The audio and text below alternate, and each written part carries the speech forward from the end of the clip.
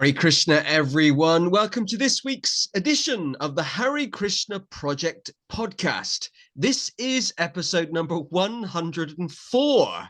A big thank you to everyone who continues to tune in on a regular basis to find out about our guest and what he or she has to say. Don't forget, if you're watching this on YouTube, to hit that all-important subscribe button so you can be kept updated about future podcasts and video productions from the Hare Krishna Project. And of course, if you're watching this also on Facebook, please do like or follow the Hare Krishna Project Facebook page so you can be kept updated in that way as well. I'm absolutely delighted to welcome our 104th guest this week. It's Nakula Prabhu. Hare Woo! Krishna. Hare Krishna. 104. It's kind of an interesting number. To me, it doesn't mean anything until today. Maybe after today, the number 104 will be etched in my mind. Yeah, you'll always remember 104. Why did I invite that guy onto Yeah, the show? I'll always remember that guest and all those Yeah, things we that used guy. to. Yeah, that 104, man. That's when things started going downhill after we invited him on. We'll see. Okay, Nakula, we're going to start off with a nice, easy question. It's the first question that everyone gets just to warm things up. So, All right. please tell us a bit about you and where you are from. Sure. So a bit about me. I guess I'll give you my standard answer of what do I do, which is not really me, but what I do is I help men master their sexual energy and help them become powerhouses both in and outside the bedroom. And I know in the devotee community, that's already like, we've just lost half of our viewers, but I think it's an important, right? Oh my gosh, he's talking about sex. Right. That's going to happen. But that's and that's my mission, and I love it, and I love what I do, and I love the work that we're doing with guys. Now, as far as about me, I am like an eclectic individual made up of like my parents were born in Guyana, and I'm half Indian and Portuguese background, born in Brazil, grew up in Canada, traveled all across North America. So I just like to say that I am part and parcel of this universe, and wherever Krishna places me, I try to do my best. I love your answer, and that's an interesting question, even though it appears to some people a very easy question and people expect a straightforward answer. The answers are often fall into two parts over the last 104 guests. So there's some people who love to talk about life before Krishna consciousness. I'm from this town, this is what happened. And there's others that don't want to talk anything before their Krishna consciousness life in terms of their conversion because it's not worth talking about. Uh, Thank you for sharing that with us. Canada, I've never been to Canada, but I imagine, well, I know it's very beautiful, wonderful scenery, mountains. And which part of Canada do you live in? Yeah, so I'm in a little town called St. John, New Brunswick, right on the east coast of Canada. In fact, we're the claim to fame. We are the first incorporated city of Canada, and I've got Martello Tower about 2 minutes from my house, which the British used to overlook just in case those nasty French came over so we could blast them out. But I'm happy that those days are done because I'm also an immigrant because I was born in Brazil. So yeah, I love it in Canada. I've lived in Calgary. I've lived in Toronto. I've traveled right across this country, coast to coast, and absolutely love it. And, Canada's world famous because we have, the famous Justin Trudeau, who's making headlines all over the world. Well, yeah, whenever I think of Canada, I think of two things. I think of Justin Trudeau. Um, Oh. and believe it or not, a lot of people might know this. So there was a wrestler, a professional wrestler called Bret Hart. When I was a Oh, kid, yes. when I you know Bret Hart. I mean, you know him, but I used to No, watch I wrestling have a loads as a story. kid. Okay. Oh, I share us the peed story. next to him. Okay. This is the story. So when I was in Calgary, Bret Hart was from Calgary. So Bret Hart was him and the mayor were doing like the rounds, doing their motivational talks to the schools kids. And I was in the bathroom peeing, and Bret Hart walks in and pees next to me, and I'm like, I'm peeing next to Bret Hart. And then that was it. That's my story, Bret Hart. Yeah. I Yeah, peed next to Wow. Bret Hart. So that's our connection. That's how we have come together here. Well, Just joking. Yeah, I know any Bret Hart. if any of the viewers and listeners don't know who Bret Hart is, he's a retired professional wrestler who back in the 90s was like world champion in what was WWF. And he was my brother's favorite wrestler. And my favorite wrestler was The Undertaker. Oh, yeah, but The Undertaker was so cool, right? Like, The Undertaker had that kind of, like, like, dark kind of energy, and as a kid, you're just like, even now, like, there's, like, that light and dark element in wrestling that they play on, right? Yeah. You got Bret Hart's the hero, so you have to have an anti-hero. You have to have somebody who's the hero gonna face, right?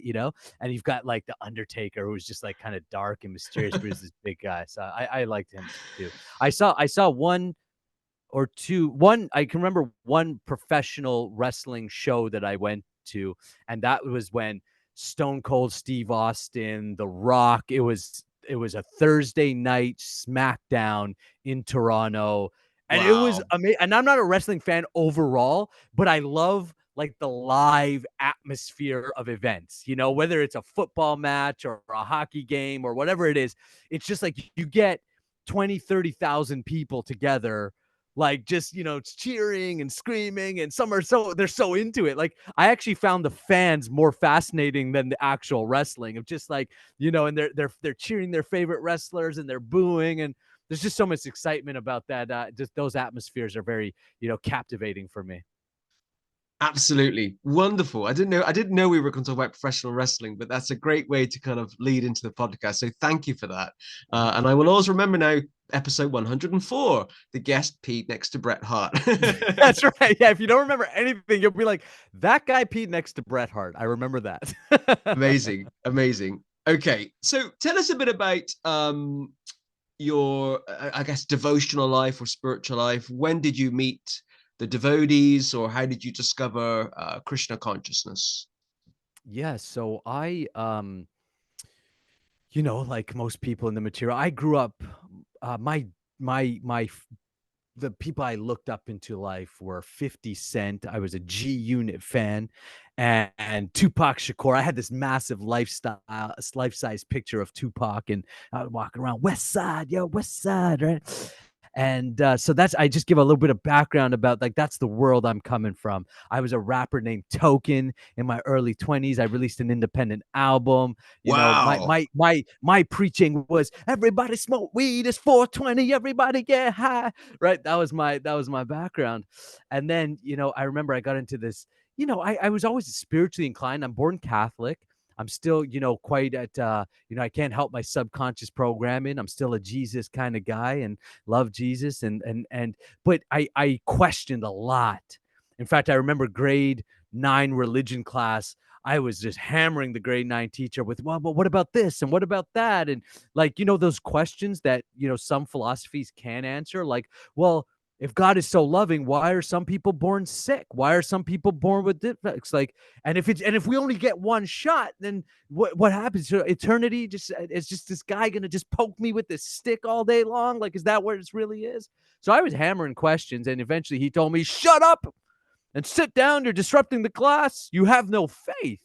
And he literally said, "You have no faith," and that actually really hurt me, like, deeply, because I thought, actually, no, I have a lot of faith. I'm genuinely curious.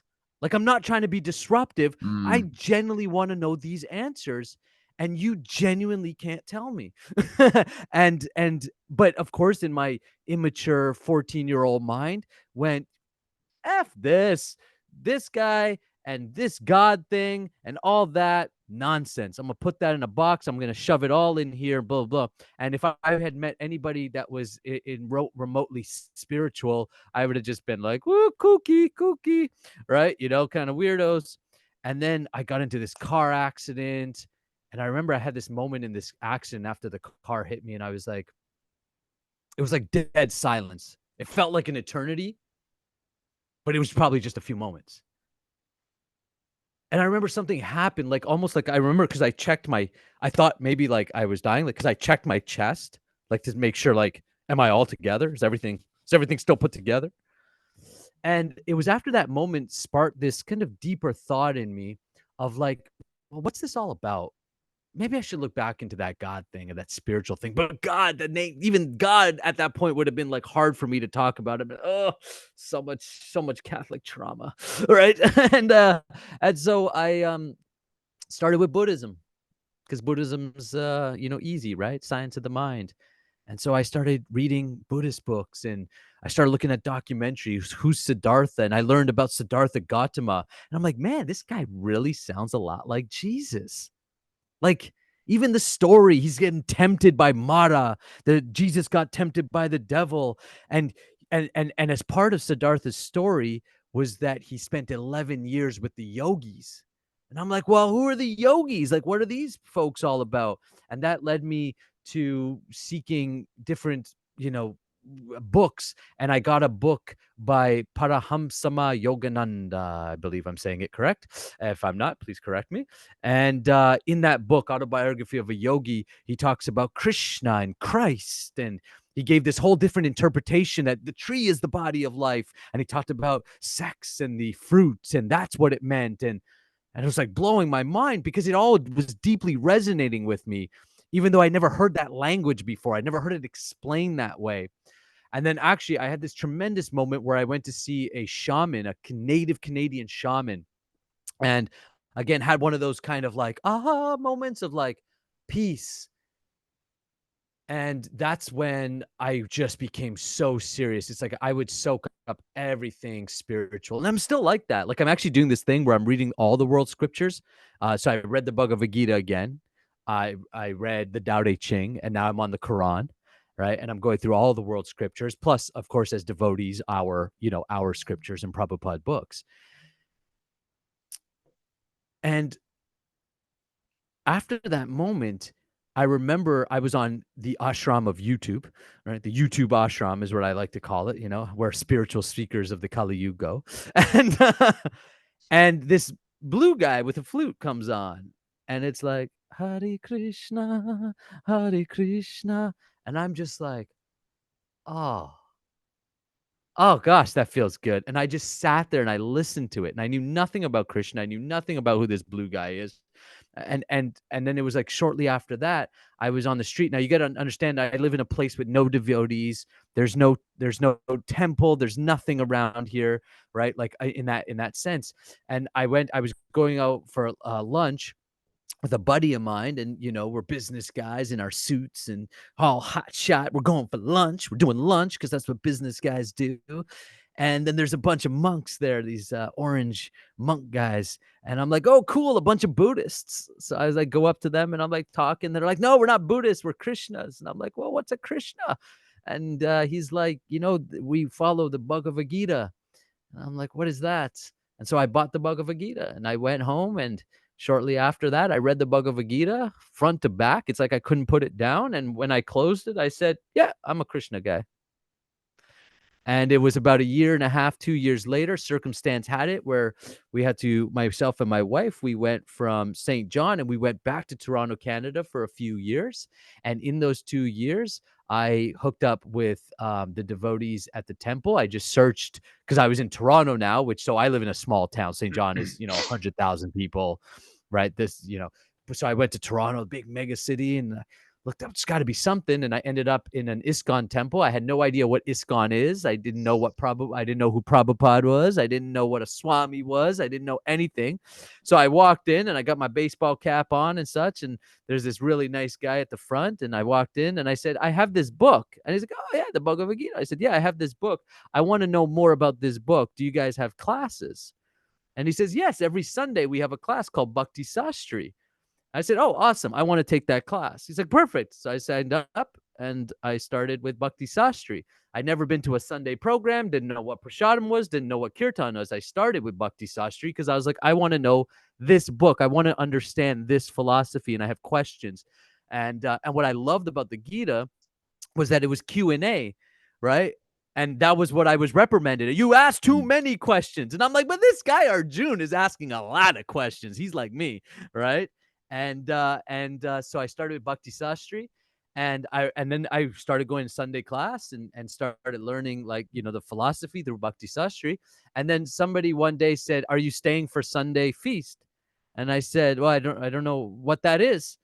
And he said, well, come upstairs and like, just hang around a couple hours. This place is going to pack out soon. And at that point, all I know about the devotees was these two monks, Bhagavad Gita, and this little tiny basement class in the ISKCON Toronto temple where they were teaching Bhakti Sastri, and there was about 12 of us. That's my perception into the devotee world. But I didn't come for sadhu sangha. I didn't know what that meant. I just wanted to know about the Bhagavad Gita. I'm like, I really resonate with this. This really speaks to me. It's also answered some questions that I've had for a long time about myself and about God. And I really dig it. And I was already calling myself like a Christian. I have a friend, he's a youth pastor in the Christian world. And I'm like, yeah, you're a Christ guy, but I'm a Krishna guy. But we're all good because I'm telling you that the same. I'm telling you that we get to the same consciousness, right? And we would understand that and have these like great discussions, 4 or 5 in the morning. We'd go all night about philosophy and God and Krishna or Christ, and should we even be arguing about these things? And so I went to my first Sunday feast, and I was just like blown away because if anybody's ever been to the Toronto temple, it's like jam pack, hundreds of people come, and it's not like a Catholic church, which is very subdued and somber, and you sit and you stand, and you're doing. It was like dancing and food, and kids are running around, and everybody's like, wow, and I'm like, oh, this is amazing. And so that was my introduction into that. And then somebody said, yeah, this is ISKCON, and this is this, and this is that. And that's cool. The institution part. I'm like, cool. Yeah, all that. And I didn't so much care for all that aspect of it, but it was cool. It was like, oh, there's this whole thing, and there's this whole community. And so that eventually led me to doing service, doing plays with my Guru Maharaj, and going to West Virginia, New Vrindavan, and meeting these swamis, and that's what like kind of sold me out, was when I saw these high level practitioners.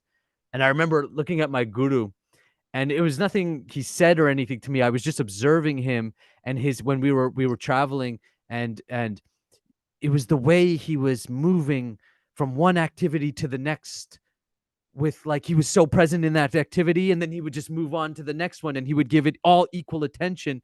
And I'm like, man, this guy's in his 60s, in his 70s, and he will outlast every 20-year-old hero in an energy. If I could even just be a quarter of the man that he is, that would be an amazing progress in my life. And that's when I was like, yeah, I'm in.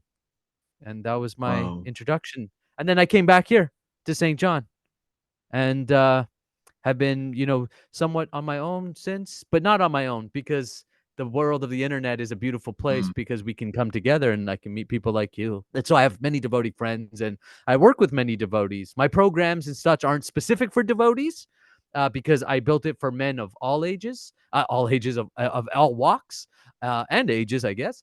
But I do work with a lot of devotees, and I was blessed that your rival Namarasa there in America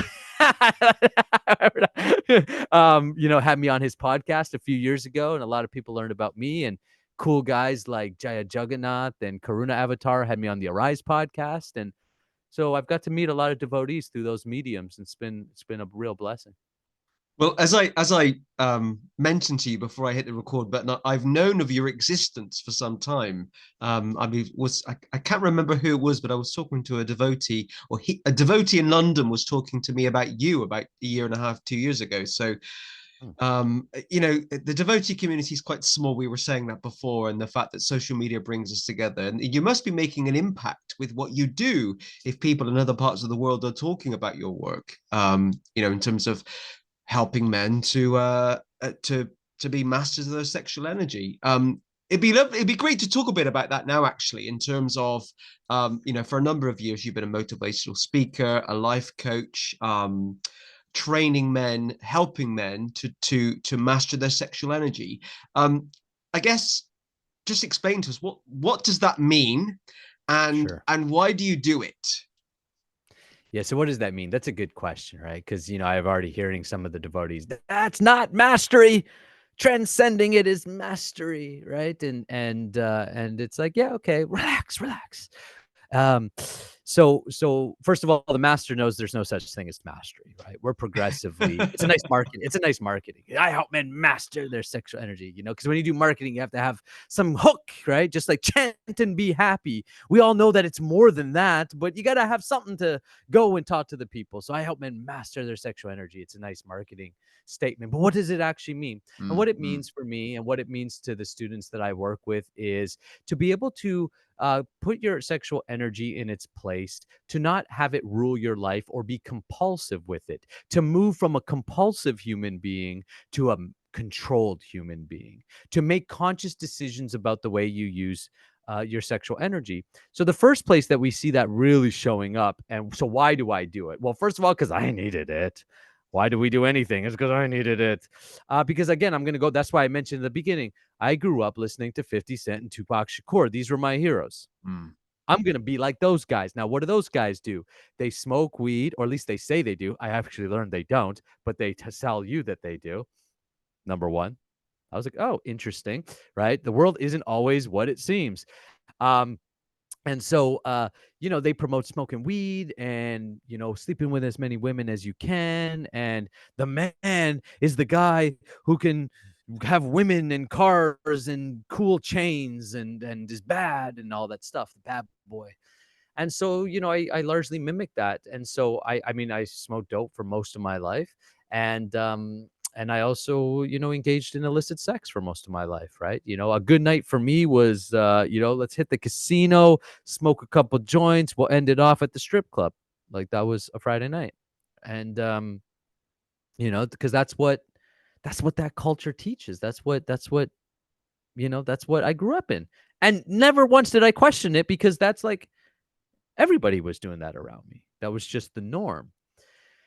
And so then when I came into spiritual life, and and it was like, then there was this concept of celibacy, and I started learning about this idea of celibacy and trying, and I was like, well, I'm married and in a very Western style relationship. Like I've been with Sarah for 15 years.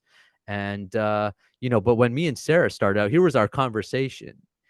So we're like casual, right? Yeah, like this ain't a thing. Just come over, we'll have some fun. But this isn't a thing, right? That's right. Yeah, yeah. That was the start of our relationship, right? 15 years together, we're still casual. No, I'm just joking. Right? Right. We like to joke. We're still trying this out, right? Right? And I was blessed that we have a great friendship. We like each other as friends. And but it started off as a passion relationship, we can call it, right? Started off as hookups. And so that's my samskaras, that's my impressions. And then I'm coming into spiritual life, and then I'm taking these vows, and I'm like, all right, I'm doing really well on all three out of four, but one of them is really struggling because I'm watching porn and I'm wanking it, and I'm doing this daily, couple times a week at least, if not daily at sometimes. I'm using it to just clear my head. And I'm also noticing a trend in my life where I'm capping, like my business can only go so far. My meditations, like I felt stuck. I made a lot of positive changes. I cleaned up a lot. So I'm progressing, but I'm hitting this plateau and I don't know why. And then I started, really taking this sex thing seriously. And I'm like, well, what is it? Let me learn about this, because I'm a why guy. Eh? If you just tell me something, I'm generally going to come with the question why, right? So I'm like, why celibacy stuff? So I went back to some of my roots of Yogananda, and he had some really good stuff on it. And then obviously I read, right in the Gita, right, like, why do we go off stray? Lust only, Arjun. And then there's this whole trigger effect where it turns into wrath and loss of memory. And it's like, it's right there. It's telling you the root of the issue. And then Yogananda's interpretation of the Bible story of Adam and Eve was that when you the tree of life being the nervous system, and that when you eat from the fruit, meaning you engage in sexual activity, you actually drop in consciousness. We fell from grace. All of this started to make sense in the terms of sex. And even some of the Mayavadi gurus, like Swami Shivananda, he talks lots about semen retention and the vira and the shakti that comes from it. And you need this potency to have your meditations go up. Without it, you're lackluster. And then I read a book because I'm a business guy. I read a book, Think and Grow Rich. And this really like hit home with me. Chapter 11 of Think and Grow Rich is called The Secrets of Sex Transmutation.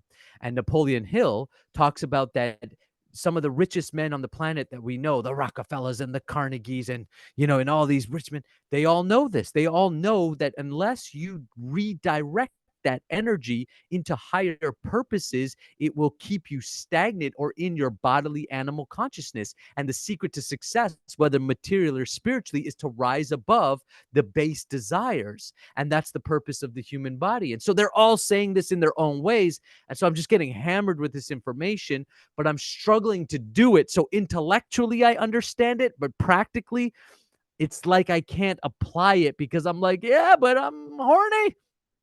And I don't know what to do with that.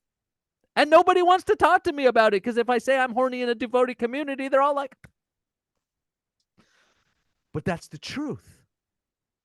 That's the truth. That's where I'm at and where I was at. That's still where I'm at. And so I'm like, oh, nobody wants to talk about this. I brought it up to even my guru and he gave me some advice, but then he said, like, he even said to me, but I can't really like he was a monk since he's 20 years old. He's not in household life. And, the advice of just chant more or something wasn't working for me. And at that point, I was chanting 32 rounds. Like I was like 64 rounds. Like I was doing like I was like, but yet that was still there. And I'm like, there's got to be more to this than meets the eye. And so that's when I really started, seeking answers. And that's when I found a practice that actually originates from the Taoist monks called sexual kung fu. And when I started looking at practices like Tantra and how did they be able to do this? And I read the Kama Sutra, and the Kama Sutra, the Kama Sutra is generally taken as this, like, it's just a bunch of positions, but it's not. It actually says one of the first things, the real Kama Sutra. So not like the dumbed down, maybe the Western version that we got to, that's essentially just like pornography, right? Right. With a spiritual bow around it. The real Kama Sutra, the first thing it says is that kama, pleasure, is part of the soul's nature, right? And that the expression of that in the bodily platform is sexuality, and that it should be integrated into our spiritual progress, and that actually that we can use our sexuality and integrate it as part of the process. And that just, it's like almost like even when I talk about it now, it's like I felt this relief, like, oh my gosh, there's something for me to talk to me about this because I need this. And I acknowledge not everybody may need this, but I needed this. And I still do. And so I got into this practices of alchemy. And alchemy is understanding that everything is on basics of alchemy is the three planes, which we already know this as devotees, but you have your material plane, your mental plane, your spiritual plane at a basic level. And alchemy is the process. The allegory is we're turning lead into gold, right? But it's an allegory to actually say what we're doing is we're turning low vibrations into high vibrations. We're turning what is material into spiritual. We're bringing it back. And that way, how do we turn our lust into love? And what alchemy does, and this is what I teach, is a series of practices, breath work, meditation, learning to draw energy up through the body and open up our energy channels, cultivate our sexual energy, actually, and then use it as a launching pad to turning that lust, that raw lust and compulsion, into mastery, tremendous willpower, and focus. And for us as bhaktas, ultimately into devotion, into selfless service. The Christians call it agape. We call it bhakti. But it's where you lose the selfishness. And the root of that, we know, is lust. And so it was in my seeking and my journey that I really understood it. And then I just became totally fascinated with the subject of, because as part of that, it was semen retention. And semen retention and how it works biologically, what are the psychological effects, and then ultimately, why is it used as a spiritual practice? And so that's why I teach it, is because I needed it and I practice these techniques. And here's the thing that I noticed in myself. One, all of a sudden, I was able to focus my mind in a way that I've never been able to do. It was easy. 16 rounds is easy. After you do sexual alchemy, you do 16 rounds like it's a joke because the mind is clear and focused. It was easy to start setting boundaries and saying no to things. My income has started exploding. My business started more exploding. I had more potency and strength to actually, when I say something, boom, it penetrates because there's strength there. Without strength, your preaching is lackluster. Your book distribution is it's charisma that's needed. It's attraction, it's magnetism, which are all higher energies. So alchemy teaches how to turn this raw lust into these higher, alchemize it, raise it up the vibrational scale into these higher energies that allows us to actually have higher realizations and better self-control and mastery. And one of the things I prayed to God is I said to God, "Hey, I want to I want to make an impact in this world. I want to be of service, but I want to do something that it was see my own journey, for better or for worse, take it as it is. But my own journey, I have a hard time just saying, like, I've helped people go back to church. I have helped people go back to mosque, and I've helped people go back to temple or introduce them to Krishna consciousness. But I know that because I've studied different religions, I've gained from all of them. So I wanted something as my own personal expression is I asked God, I would like to do service, but I would like to do something where it did not matter what that person's religion. In fact, even if they're atheists, I still want to be able to reach them and serve them in some way. That was my request to God. So I dug my own grave. And the word that came to mind was sex. He says, tell them about the real purpose of sex. First of all, learn it yourself, and then tell them about sex. Put it back in its place. It's being misused right now on the planet, and it's one of the biggest reasons that so many men and people are struggling, and they don't know it. They're unconscious to the fact of how the higher possibilities of sexual energy. So take this message out to the world. So I've taken it and I've run with it. And that's Wow. where I'm at today. And how long have you been doing it now? So I've been practicing alchemy for about 5 years, and I Wow. was really shy and embarrassed because I was like, they're gonna think I'm weird. Well, they already do think I'm weird, so that was it. And then I'll tell you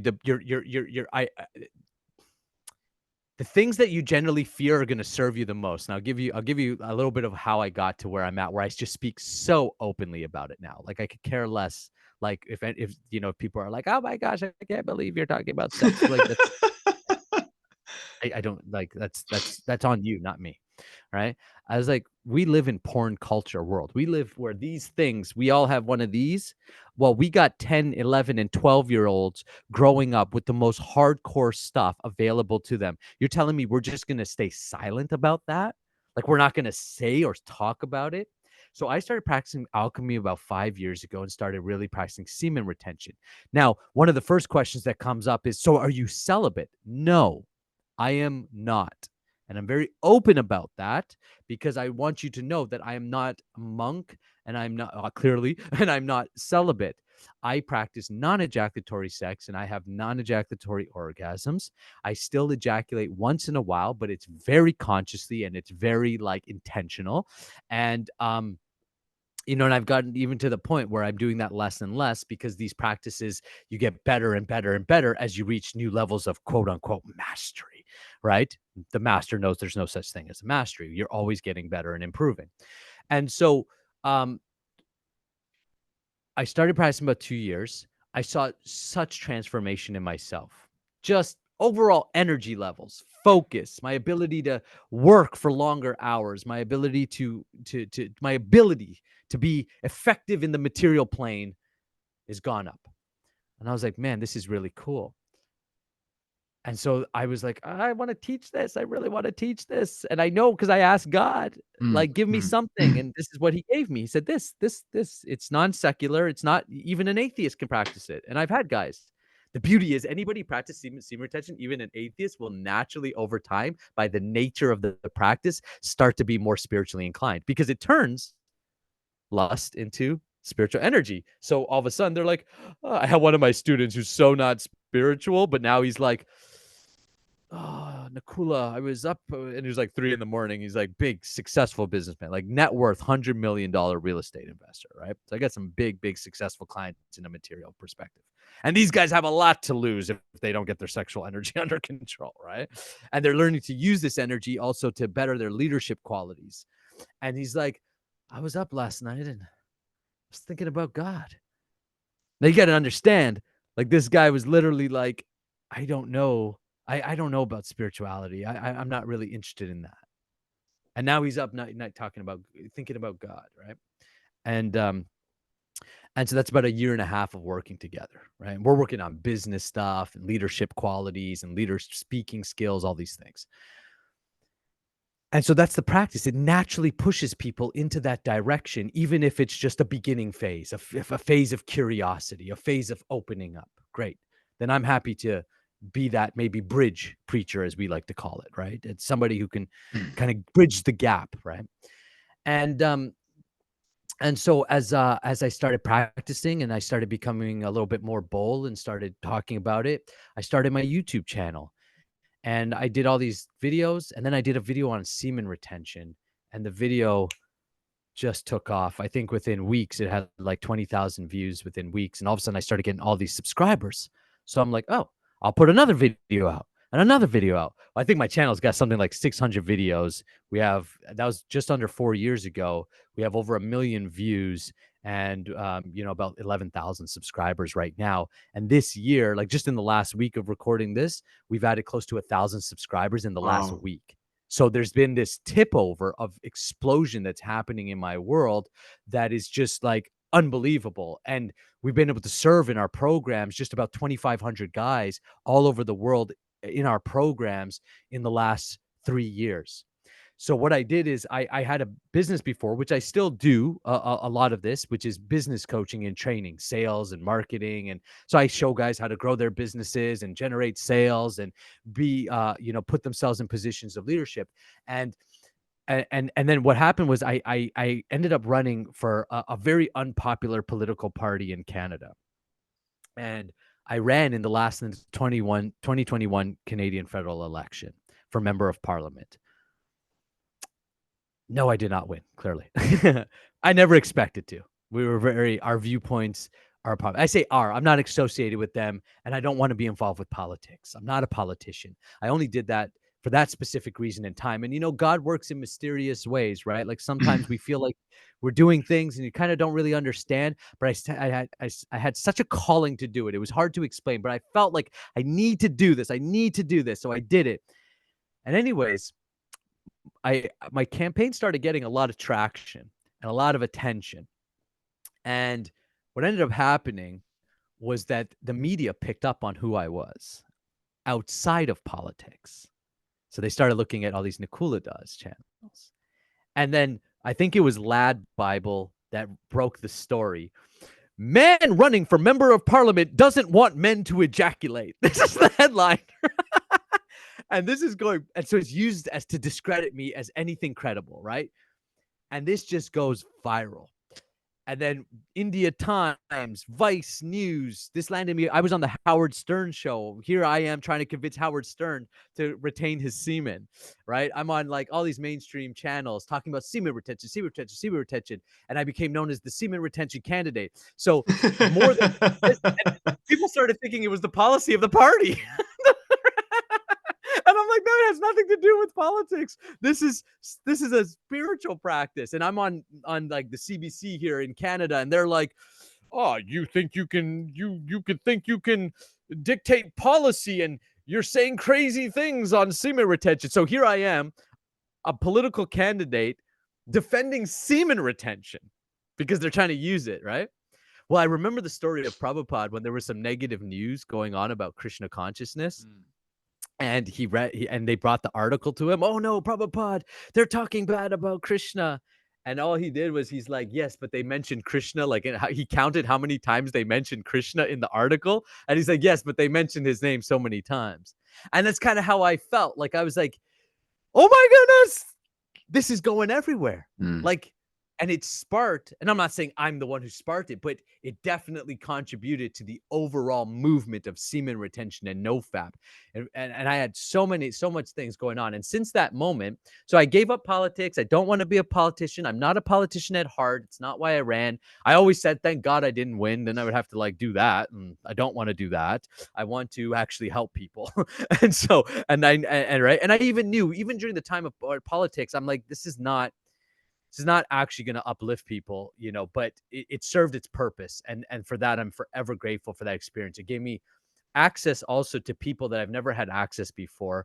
I got to tour with foreign ministers, and I got to see life at a whole different perspective from that. And it's funny, it's easy to yell at our politicians and stuff, but they got a tough job, and nothing is as black and white. And one of the things I like to tell people now is like, don't let the media what the media did to me and what some people bought into was like, it doesn't represent me at all. I said, so be very conscious what the news is telling you. They are both on either side. I don't care what you believe politically or religion. I don't care. It's not representing. If you really want to know someone, get to know them. If you don't know them, you don't know them. And just say, I don't know. Because that's more truthful than thinking that what they're telling you doesn't have an agenda behind it. It does on either side. And that's why I got out of politics, because I'm like, oh, we're just the same thing on the different, we're the different side of the same coin. It's all the same though. Mm. There's a better way, and it's the spiritual way. And that's why I left that world and I dedicated myself fully to this. So last 3 years, we launched the Nakula training grounds. It started off as the Semen Retention Army, and that was kind of the first kind of, let's say, first wave of it. But now it's the Nakula training grounds, because we are a full men's leadership and development training. So we offer programs specifically to help men, first of all, get rid of pornography and masturbation from their life. Second is sexual alchemy, which is to be able to transmute that energy, open up your energy channels, and learn to consciously use your energy. I think this is extremely valuable for men in household lives who are still in sexual relationships. You'll be able to control that energy better. You'll also show up as a better lover and partner and husband and father when you get your lust to a different level, when you're able to at least work with it consciously. And then we have the Powerhouse Man training, which is like, full leadership and business development. So you can, do lifestyle design. And so we've become a full leadership training school for men. It's been a wild ride, and it's only been 3 years, and we're just warming up. We're just getting started. Everything we're improving on consistently. Is what you do quite unique, it kind of outside of that kind of, in terms of what you're teaching, the workshops that you run in the kind of Western world? I mean, I'm not talking about kind of Indian gurus saying don't have sex, try and abstain from sex. In terms of a Western leader, are there many of you No, talking about this? I mean, I've not heard of this outside of that kind of Indian guru type mentality bubble. Yeah, one of my students said to me, "You're bringing it's not brahmachari as we would know it inside the Krishna consciousness community, right? It's not that level, but he's like, you're essentially introducing the concept of brahmachari to the Western audience." And another brand new student, actually another devotee in the US, said to me, and he said, you're he's like, I think you're the perfect guy to do it, because you have the energy in which you there's no shame, guilt, because one of the things I say is get rid of the shame, guilt, or regrets around it. We must not carry this ethos of shame around sexuality anymore. It is detrimental. It is the shame is worse than the act often. The guilt is worse than the act from a vibrational perspective. So first, let's dismantle the taboo and shame around sex in our ethos. Then let's have educated, mature conversations in which we can heighten it, in which it is applicable outside of the brahmachari ashram, right? What happens to all the girastas who are out there, and they're going to work, and again, we have to know that sex is being used at a very high level. Okay, so militaries understand this. Militaries understand this. Started in World War One. Started before that, but in World War One, it really became a thing where, as part of the psychological warfare, um, Germany was kind of first started doing this, where they would drop pornography on the enemy troops. But nobody's innocent of this. In World War II, the Americans did it to the Nazi troops. The Japanese have done it, and there's many books, and this is all documented. Okay, but basically, what very very ambitious men will say, understand, is that your sexual energy is your potency. It is your power in this world. It's your base motivation. So therefore, if you manipulate it, if you deplete someone of it, if you like, what do you want to do if you want to subdue an animal? What's the first thing that you do? You castrate it. And that animal becomes subdued. Now think of me. I'm not me personally, but think that I'm a tyrant, and my aspiration, I'm Kamsa, and I want to rule the world. I want to be God, and I don't want anyone to compete with me. Well, what I'm going to do is I'm going to go and I'm going to subdue my competition. No difference than a lion who takes over a tribe and kills the alpha male and kills the cubs and the bloodline. It's that animalistic mentality that's ruling rules the world right now. And so what has happened is they understood that if you could get men to actually deplete themselves of that strength, of that potency, you're essentially castrating them. So what I tell men is, every time that you masturbate and every time you watch pornography, you're essentially castrating yourself. And that's what they want you to do, because it weakens you. It weakens you. Now, this is, I don't know about how it is in your place, but pornography culture is so prevalent in the West. It is wild. It is wild, right? So the West is essentially castrating themselves. Now, how does this show up in our bodily features? Well, first of all, we are fat. Like literally, we are fat. And because we're so fat, we are mainly made up of estrogen. Estrogen in men makes you more feminine. It's a testosterone stifler. Also, every time you ejaculate, your body releases prolactin in your system. Prolactin is a testosterone stifler. So that's why you want to roll over and go to sleep after, because it's that prolactin. So what happens is, if men are masturbating consistently, not only are they losing, as we know from Ayurveda, their best nutrients, proteins, and enzymes, and it can't be recirculated in the system, which gives us, deeper voice and strength of mind, and it repairs us on our cells levels, and body and mind are one. So as we become more masculine in body, we become more masculine in psychology. As men, we want to get things done. We want to provide. We want to protect. We want to produce. We're no longer passive in our life. We become the active principle. So what happened is, throughout the different wars, as part of the psychological warfare, sexual manipulation was used more and more and more as a way to weaken the enemy.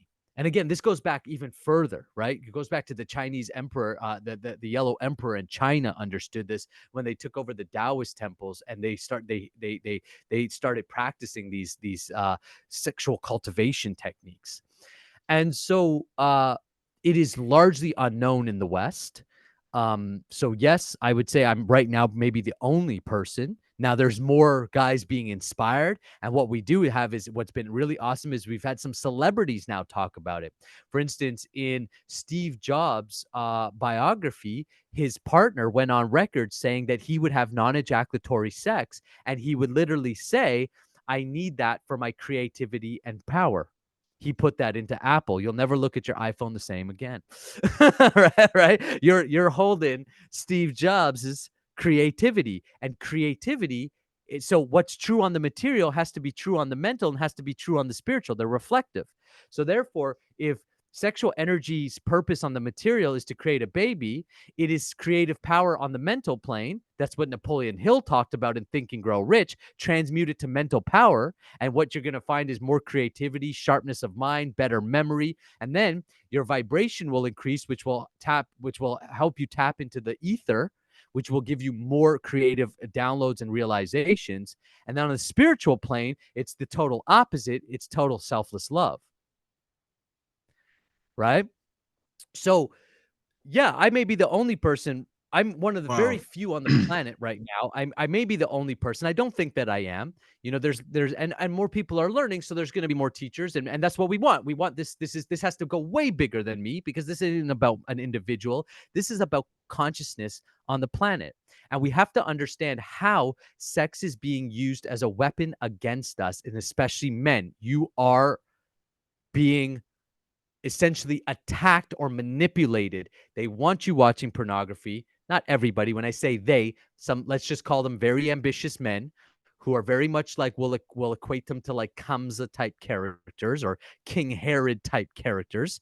And they understand this, and they push it out. They push it out. They push it out. Always remember, if the product is free, you're the product. Why is pornography free and plastered everywhere?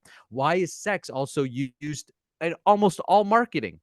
You want to sell a car, put a hot woman beside it, because you're like, oh, well, because again, you have to understand your base biological motivation is to reproduce. That is its nature, but it's being misused. It's being misdirected. It's being used now to get you to buy things, and it's being used to get you now essentially to weaken you and to weaken the family core. And if I'm a Kamsa character and I want to take over, what I'm going to do is I'm going to weaken the men. Because when there's no real strong men with vira, with potency, when men are distracted, well, didn't Arjun use this as a reason not to fight in the battle? What's going to happen? Then the women and children are exposed. And once we pollute the women, then comes the degradation.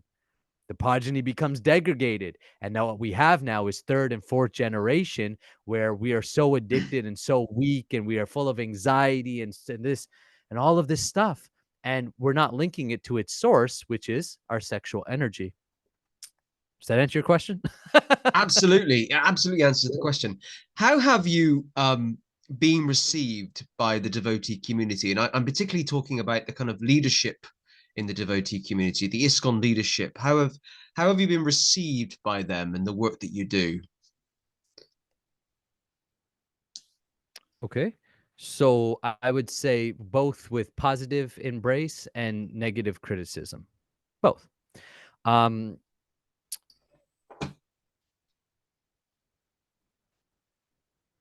in a positive way, first of all, I'm helping many devotees. I work with many devotees because they listen, and there's some devotees that are like, I need this. I know exactly what he's talking about. I'm that guy. I'm still watching porn. I'm still masturbating. I don't want to be, and I'm conflicted. Then there's some devotees who are like, I still have sex not for procreation. I have sex for pleasure, right? You know, and that's the truth of where they're at. And they're like, but this is a step up. It's like a progression ladder. Hey, well, can you have non-ejaculatory sex? Can you learn to make that sex? Can you bring love into it? Can you change the quality of it? And that's the true essence of the Kama Sutra and Tantra at a basic level, and then it transcends it. Even Tantra, even the controversial Osho, who's known as the sex guru, actually, if you read his book, Sex to Superconsciousness, he talks about transcendence of sex as the ultimate goal. So they all, what you argue is on the paths, right? The goal is still the same, but it's like you can't prescribe everybody the same path, right? Not everybody if you go to the doctor and you're ill, and that's what our modern pharmaceutical is, right? Everybody take the same pill because it's it's like industrialized pharmaceutical. But in Ayurveda, it was like, I can't even treat you until I know your doshas and your makeup, until I understand you. Well, it's the same thing. We can't just industrialize spirituality. Everybody do the same thing. Mass producing. That's the whole world we're living in. Well, let's not do it in spirituality. Spirituality is, are we not a personalism movement? It's personal, right? Personal, get personal. There are some guys that need this. Some guys don't. Great. So I think the negative response was my delivery because of my personality. I'm so honest about it. Oh, tone it down a bit. No, I will not tone it down a bit. I am who I am. And I will say what I want to say, and I will say the truth as I see it. It may not resonate with you. Fine. So no, I won't tone it down because I didn't ask God for something for just the devotees. I asked God, how can I reach people? And he gave me this personality and he gave me this ego, and I'm trying my best, and I'm not a saint, and I don't present myself as a saint, and I don't or some guru, or I'm just a guy who needed this, and I feel like it's my mission, and I feel very deeply about that. I'm very passionate about it, and so I'm not going to tone it down. I'm going to get better at delivering it. Yes, I will receive the criticism that's constructive in a constructive way. I will get better. I will course correct, and I have already on certain things and been like, okay, let's we can present that in a better way. We can, and I have our, but it's like any movement. The Hare Krishna should know this out of best of how your movement has to take iterations, and you get better and better and better. So I'm getting better and at it and delivering it, but I won't tone it down, and I won't dumb it down, and I won't say the absolute truth. I call it the elephant in the temple, and we're not talking about Ganesh, right? Which is that there are many people in our temples who are struggling with pornography, masturbation, and feeling a lot of negative energy around sexuality. In fact, I have some devotees working with me that they literally are only devotees because they got introduced to this, because they were like, I was going to give it all up because nobody would even like address this issue. So in one sense, very positively, I would say overall, I've been embraced positively. It may never be an ISKCON thing, and that's okay. I never intended it to be, so that's fine. But it may just be a support program parallel to anybody who may need it. But I'm working with Christians. I was speaking to some pastors just the other day. I'm working with Muslims. I'm working with guys who are spiritual. They just say they're spiritual, but they don't necessarily want to go into a religious system.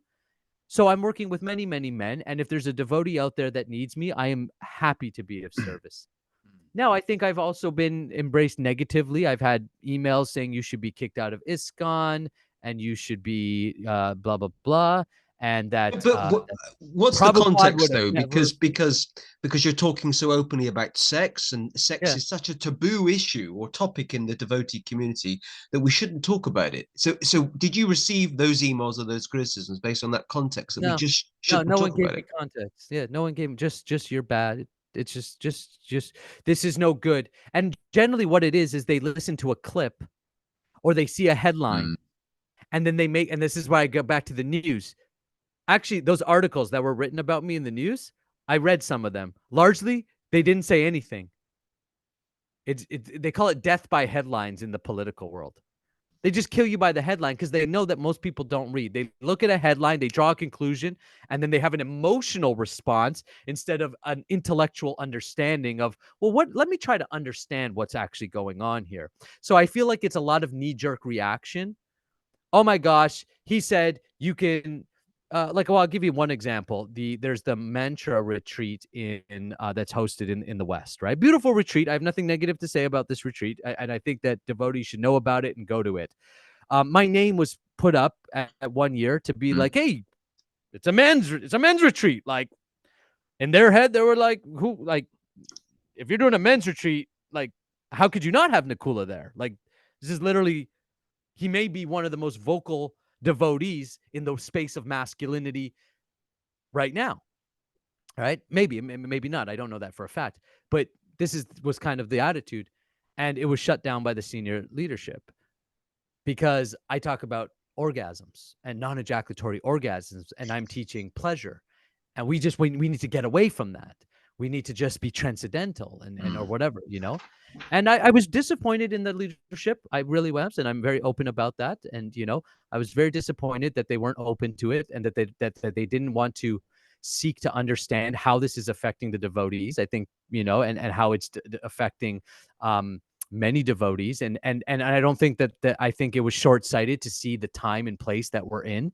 We live in an age again where pornography is being pushed on us. Not even that we don't you don't even get to be looking for it. And there will be some TikTok girl shaking her booty in front of you, blah blah. So I think it's out of context for time.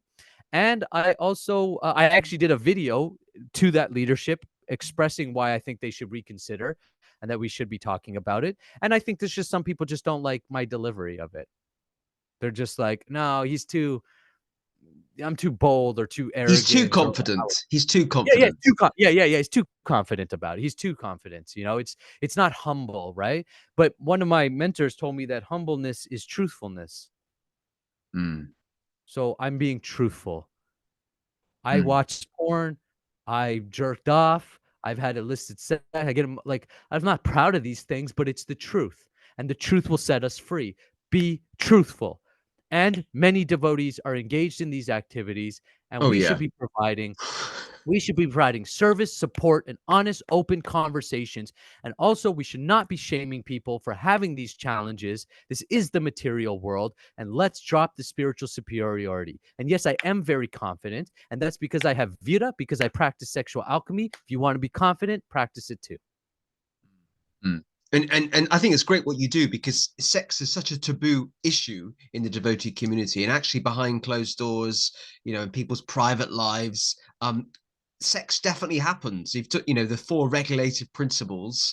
Most, I mean, I haven't done an interview or a survey or a poll or anything of the Grihasta couples and non-married couples as well. The three regs are kind of okay to follow, but the fourth reg, we're not going to be honest, but we're just not following that, or it's difficult to follow that.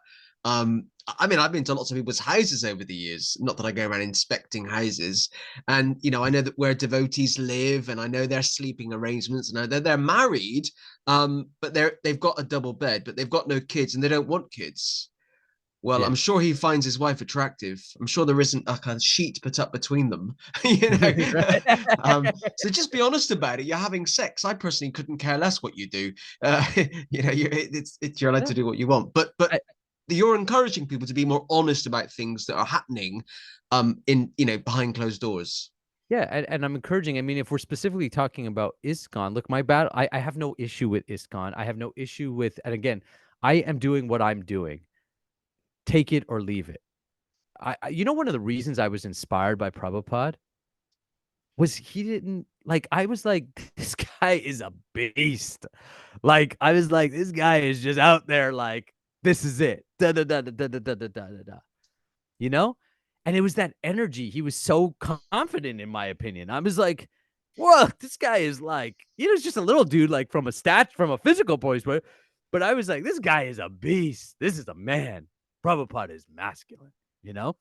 And I think that if when we become so afraid to offend, when we become so afraid to say anything, and that's largely happening not just in the ISKCON, but just happening all over the world, where we're living in this, don't offend anybody, don't say anything. Well, that stops us from having challenging conversations. It stops us from, why shouldn't we talk openly about sex? And again, it's not that you have to come into the temple. That's not what I'm saying. But like, for instance, I think the Christian community personally has really rocked it. They have, in almost every Christian church that I've visited so far, they have something called an alpha group, which is a men's group and they talk about these things: sexuality, marriage, Mm. how to be a man, what's it like to be a father, what is it like to make money and provide for your family.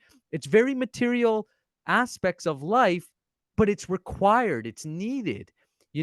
One of the things, like I've noticed, is many of our devotees are struggling with finances, something that I'm helping guys with, right? It's like, it's like, well, hold on. You've got like the deepest philosophy in the world, but you can't make good financial decisions?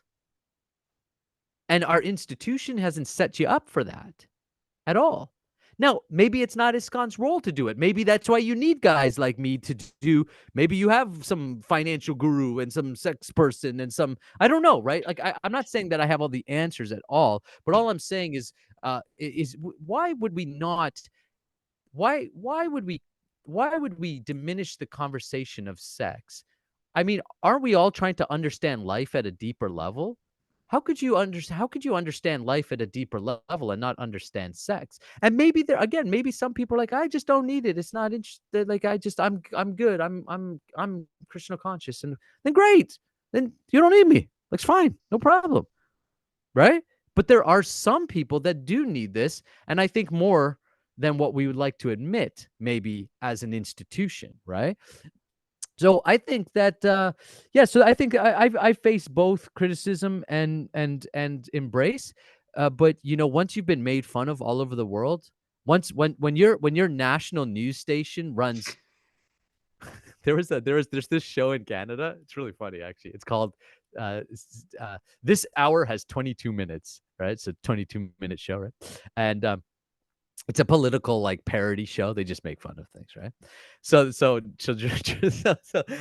is like national television, right? So they're like, it's a parody, right? So it's comedy, right? You gotta be able to laugh at yourself. It was really good.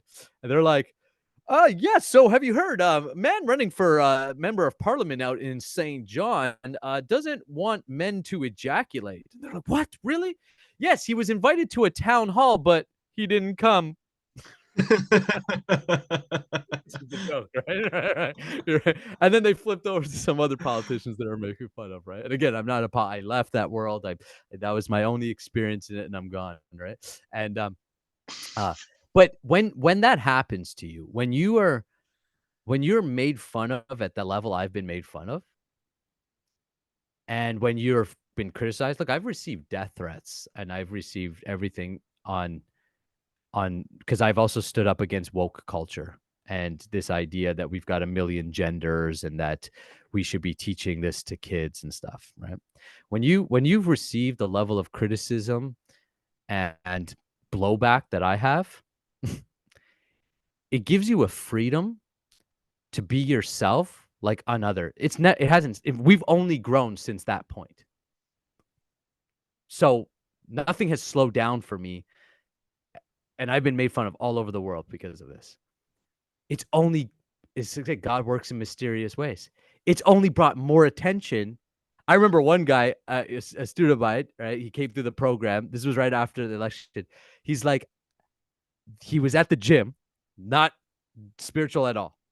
He was at the gym. He's done some breath work stuff in the past. That's about it. And a bunch of guys were looking at the articles, making fun of me, right? And he was part of the group. And he's like, I literally saved the article because I was like, I need what this guy's talking about. So it's like, perfect. So for every 5 guys that make fun of me, one of them reaches out and says, I need this. I'm here for that one guy. That's who I'm here for. I'm not here for those other 4.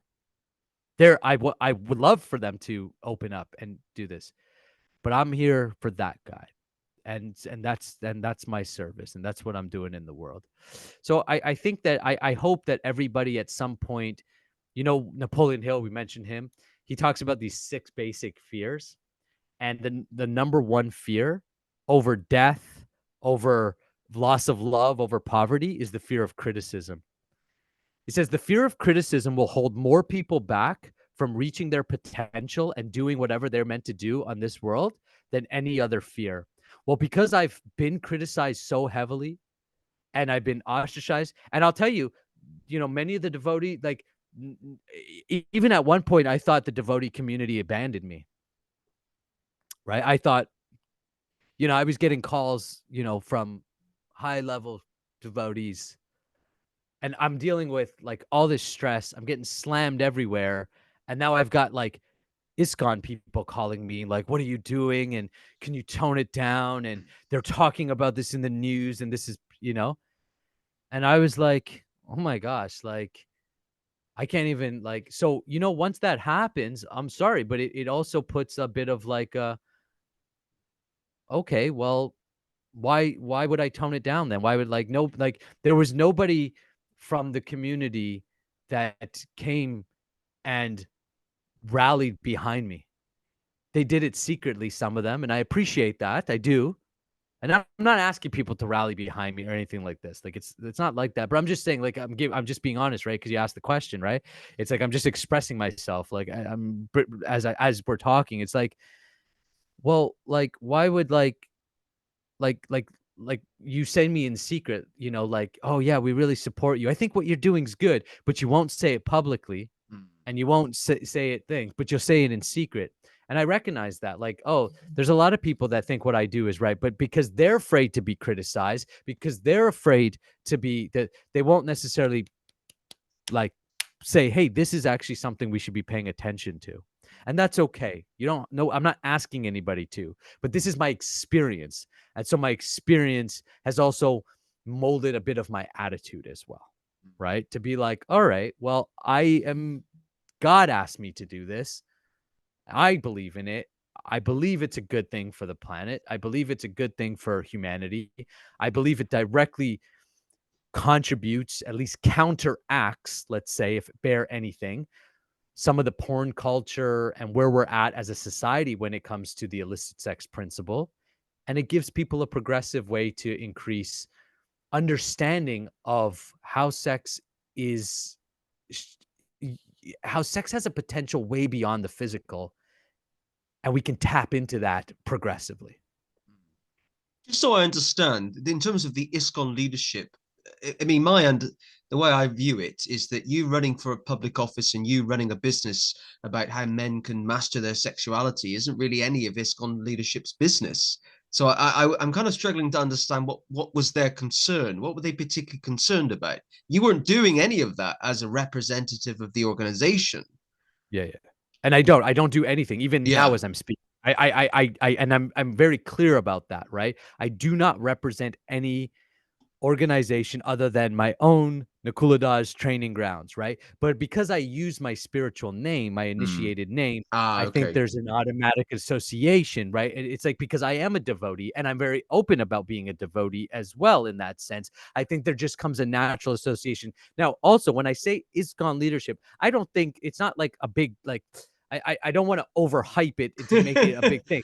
Right, like either, right, like I doubt that they're spending any time thinking or caring about what I'm doing, right? And why should they? Like they're doing amazing work on the planet, doing amazing things and spreading consciousness and stuff. And so so I don't want to overhype that either. But it's like just at that time, Mm, mm. there was some prominent numbers which I kind of hoped would be more supportive, but I didn't feel the support. I felt more like tone it down and da da da da da.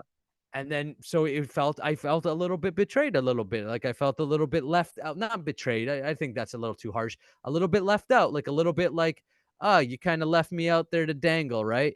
But at Mm. that point, I think it was just an overall sense of again, when you're getting slammed as hard as I've been slammed, um, you just you also recognize like the realities of the world of like, oh, okay, like everyone's doing their thing and they're doing it to their best of their ability. And you know what? At this point, I say I hold zero grudge to anybody. I don't care. Like I say, I don't care. Meaning, like I don't say that now. I don't care way, but meaning let it go. Like it's all good. Like to me, it's all good. Like like move on, right? Like it's forgive, forget, let go, blah blah blah. Learn, take the good out of everything. And I have to say, it's been Krishna's mercy to me because I've been thriving since then. I've gotten better at what I do. I've gotten better delivering at what I do, and I'm more solid in what I do. So now I can actually have conversations at higher and higher levels.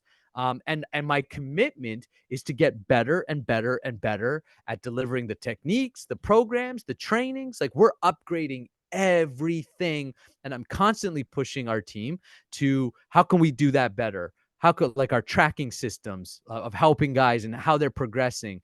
Okay, he didn't give up pornography, but he's 67% better than last month. Like we're starting to be able to not that like everything we're doing is increasing. We're re-recording the entire programs and trainings. We've introduced new programs and trainings of what to do with that energy once you do cultivate it, right? We have workshops now and support groups. Like, so we're going to continue to grow. And as long as the momentum is going and we grow, I'm going to keep growing it, right? And this is, I always, again, I have such an admiration for Prabhupada, like that's like it's beyond my words, because he felt what he I don't know what he felt. I felt about him that, like, when I watch the videos, sometimes I like to watch the videos of Prabhupada, but on mute, just so I can watch him and the way he moves and how present, singularly focused he is. And then I think about the organization and what he built and how he just kept expanding, expanding, expanding. And of course, he would have been criticized and he would have been misunderstood. And, there was the whole deprogramming thing and the cult thing. And like ISKCON itself has gone through so much of this. That's actually kind of the nature of a movement or anything that you're going to pioneer in the world. So I look at Prabhupada as an inspiration for what I'm doing and saying, well, he had the strength and the faith and the conviction to go out, and he had to debate, and he had to, get criticized, and he was misunderstood, and he's been taken out of context. And well, so that's all happened to me too. And that's going to happen to anybody who's a leader, whether you agree with me or not. And this is, goes to our leadership training. One of the things I prepare guys for is, as you grow as a leader, you better be ready. You can't be weak when criticism comes around. And you also, you have to sit, I learned this in politics. You have to sit with somebody with opposing views and have intelligent conversations and try to reach compromises. So this prepares you for a whole different level of conversation. This prepares you for a whole different level of integration and also personal strength and conviction. That's like that. Why wouldn't you want to have that? Why imagine an army of devotees who could handle criticism at the highest levels, who could debate at the highest levels, who were full of vira, full of potency, and they were out there. And one of the things I said to one of my new students, who's a devotee, I said, can you imagine a Kshatriya class as the next wave? I said, so ISKCON is training up the Brahminical class, but what about the other, the other ashrams and varnas, right? What about now training up a Kshatriya class to take those teachings and defend it and defend our communities? Like, did you hear? I don't think this was an ISKCON temple, but there was some swamis in India that just got like lynched to death. They were beaten, and there were some Muslims also that attacked some Hindu temples and such, right? And I'm like, well, this is going to, as you grow as an organization, if you're truly a society must have a Kshatriya warrior class to defend the properties of the society, to defend the animals of that society, to defend the people and the culture of that society. We must establish a Kshatriya class. And so I also feel like, as a contribution, that we are starting to develop that. And I would love for the devotees to start to embrace a Kshatriya class, that we will be the order that will defend what Prabhupada built, and we will establish to make sure that everything that we have is protected and we can grow it. And then we can establish great economy, because only with a strong Kshatriya class you can get your Vaishyas coming in to then establish strong economy. I talk about how many devotees are broke or have no economy. Why? Why should devotees not have strong economy? Why should we not have strong Vaishyas that are doing business? And look how much skill sets we have. Look at the talent. Go to any devotee community, and I bet you could find talent and art and ideas that would just establish strong economies that would feed back into our school systems, into our gurukuls, into right? And then we could have a strong Sudra class that can go and execute and build things, and art and great execution of these. Why not implement Varanashram to the fullest. Wasn't that the request of Prabhupada anyways? But to do that, I'm sorry, but you have to embrace guys like me coming around. Like you cannot just be like, well, yes, I understand in the temples, strong Brahmins, the priests, the pujaris, yes. But if you reject the other psychological makeups, I think that your society will, it will only go so far. Nakula, if people want to, if people watching this podcast want to find out more about you and your work, where can they find that information? Website, Facebook, and stuff like that? Yeah, so everything is done under my name, Nakula Das. So generally, if you just look up Nakula Das, you'll find it, right? Right. But if you go to www.nakuladas.com, it's like a hub. It has Wow. some free stuff, and you can connect. I tell go there, and it's a hub, so you can connect with all my social medias, and I'm on them all. We've got the TikTok, and we've got the YouTube channel is generally a great place to if you want to be like, I want to listen to this guy more before I talk to him, or I want to learn more. I definitely encourage the YouTube channel as a good place to be. And like I'm very open, so reach out, connect with me. And I'm very open to have conversations and connect. And I love connecting. Again, I work with about 50% of, well, it's probably less now because we've really fanned out beyond the devotee community. At the same time, I personally, like as just a personal heart, would be like, love for more devotees to take advantage of this. And even again, we can mimic something of like what the Christian community does with these alpha groups, right? Why not establish men's groups in as part of or in these, and start training up kshatriya, start training up some warrior mindset, and because I have that, right? Like the fighter spirit, right? And that's what I loved about Krishna, right? I was like, my favorite image of Krishna is him on top of the Naga snake, right? Just and I love the stories of him and Balaram going in and wrestling, da da da. I Yeah. mean, I was like, right, right?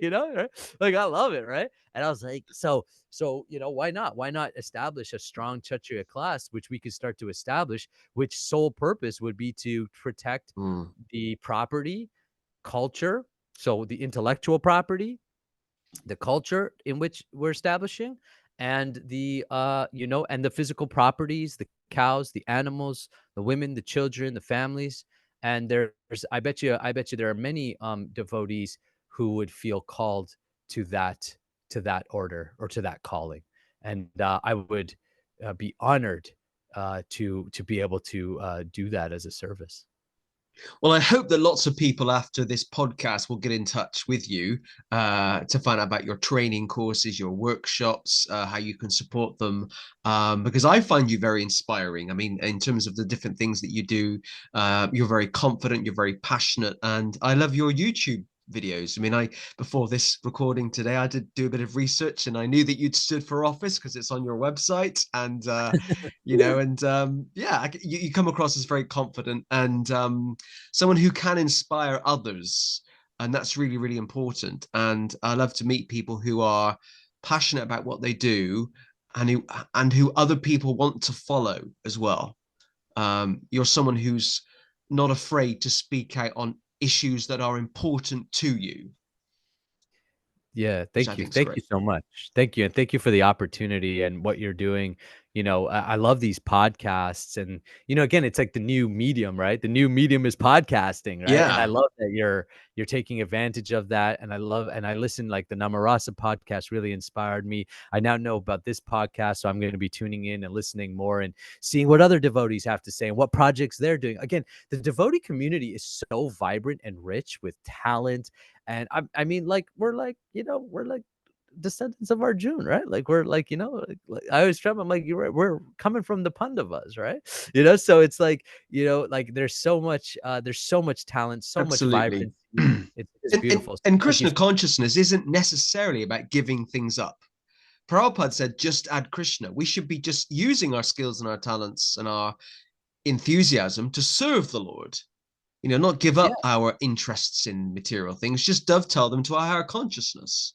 Yeah, that's right. Like, of course, as we progress, I like naturally renouncing. Like, my life is way simpler today than it is before. Like, I live a very simple life. I get up in the morning, I do my sadhana, I do my alchemy practices, I do my Wow. affirmations.